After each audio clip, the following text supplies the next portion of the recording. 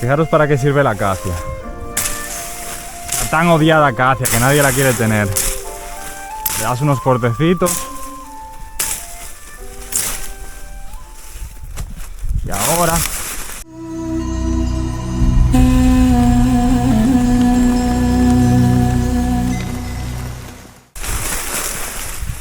agarras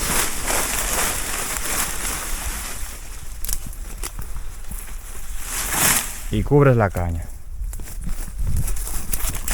Agarras y cubres. Los americanos le llaman chop and drop a esto.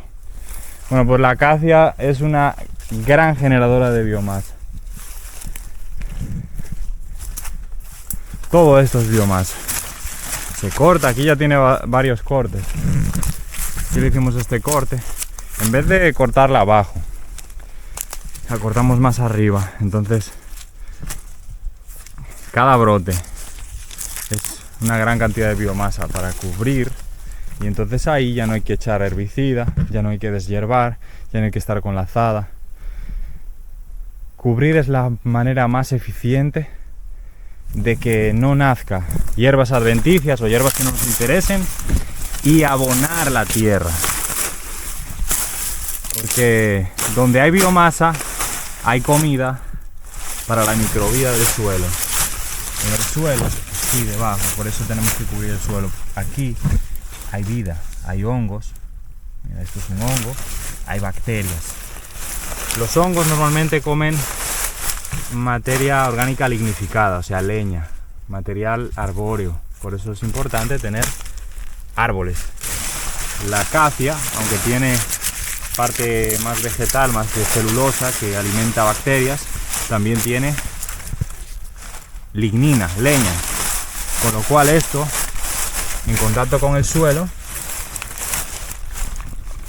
es un alimento perfecto para los hongos. Y los hongos descomponedores de la lignina lo que van a hacer es que van a liberar micronutrientes para que la caña tenga nutrientes, tenga minerales, tenga todos los nutrientes que necesita para poder crecer de manera saludable. Y a cambio, la caña, a través de sus raíces, le va a aportar los azúcares. La caña y cualquier otro cultivo le va a aportar los azúcares para que esas bacterias y esos hongos se mantengan vivos. Más o menos esa es la explicación un poco simplificada de cómo funciona, o sea, por qué es tan importante generar biomasa y aportársela al suelo. Y además de darle de comer a las bacterias, a los hongos, también voy a comer yo.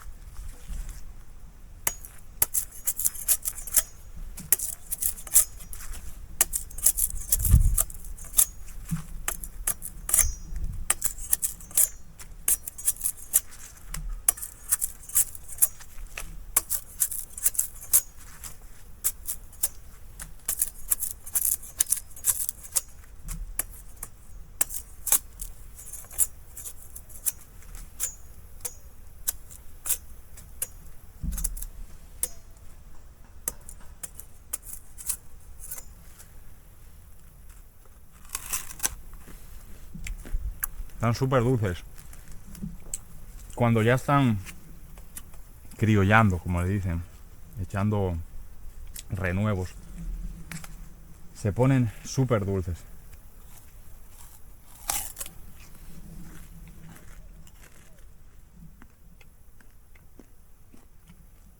Esto es la dulce recompensa que nos ofrece la naturaleza mientras no se establece el bosque.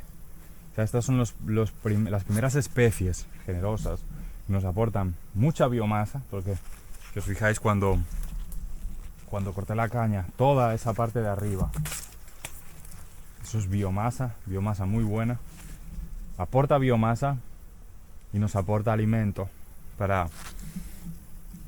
para sostenernos mientras el bosque no está produciendo, porque sabemos que el bosque genera mucha más comida, mucha más biomasa, pero mientras tanto hay unas especies que son mucho más rápidas, que nos van aportando esos nutrientes, esas necesidades energéticas que el ser humano requiere.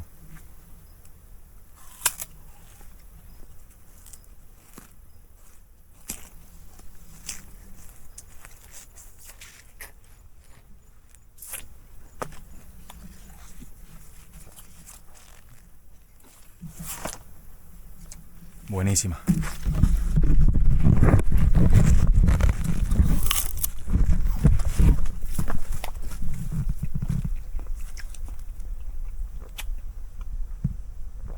Estos son los galones que os decía.